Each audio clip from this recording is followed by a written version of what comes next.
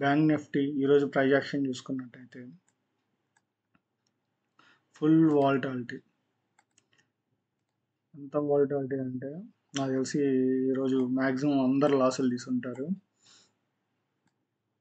కానీ నేను మాత్రం ప్రాఫిట్ తీశాను. మార్కెట్ ఓపెనింగ్ నుంచి 3 క్యాండిల్స్ నెగిటివ్ క్యాండిల్స్ పడింది. డే లో బ్రేక్ అయిందని చెప్పి పొజిషన్ తీసుకున్నాను నేను కూడా.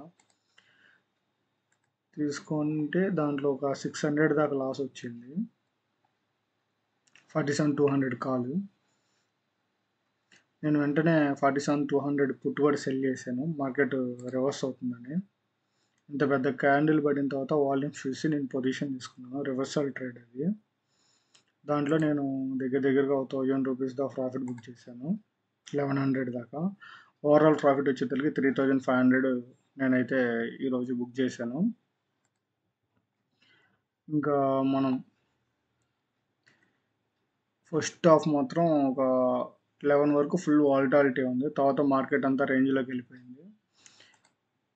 ఇప్పుడు మనం రేపటి అనాలిసిస్ చూసుకున్నట్టయితే డైలీ టైం ఫ్రేమ్లో మార్కెట్ డోజీ క్యాండిల్ పడింది. వరుసగా 3 డేస్ బేరిష్ అయింది. నిన్న క్లోజింగ్ కన్నా కింద క్లోజింగ్ ఇచ్చింది, కానీ లో బ్రేక్ అయింది. క్లోజింగ్ మాత్రం పైన ఇచ్చింది. సో మనం రేపటి అనాలిసిస్ చూసుకున్నట్టయితే మార్కెట్ 47,200 అనేది సపోర్ట్ తీసుకుంది. పైనుంచి ఒక ట్రెండ్ లైన్ తీసుకున్నాం ఇక్కడ నుంచి ఇక్కడ వరకు. మార్కెట్ రేపు ఓపెనింగ్ కానీ ఈ రేంజ్లో ఓపెన్ అయితే, ఇక్కడ ఎక్కడ ఓపెన్ అయినా ఈ రేంజ్లోనే రేంజ్ బౌండ్ ఉండి అప్ సైడ్ కానీ డౌన్ సైడ్ కానీ బ్రేక్ అయ్యే ఛాన్సెస్ ఉండిద్ది. నెంబర్ 1.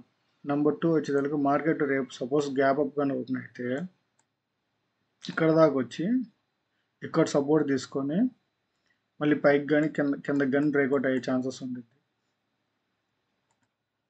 గ్యాప్ డౌన్ ఓపెన్ అయితే మాత్రం 47,000 రౌండ్ లెవెల్. ఇక్కడ నుంచి పైకి వెళ్ళి ఈ రేంజ్లో ఉండి అప్ సైడ్ కానీ డౌన్ సైడ్ కానీ బ్రేక్ అయ్యే ఛాన్సెస్ ఉండిద్ది. ఇది బ్యాంక్ నిఫ్టీ.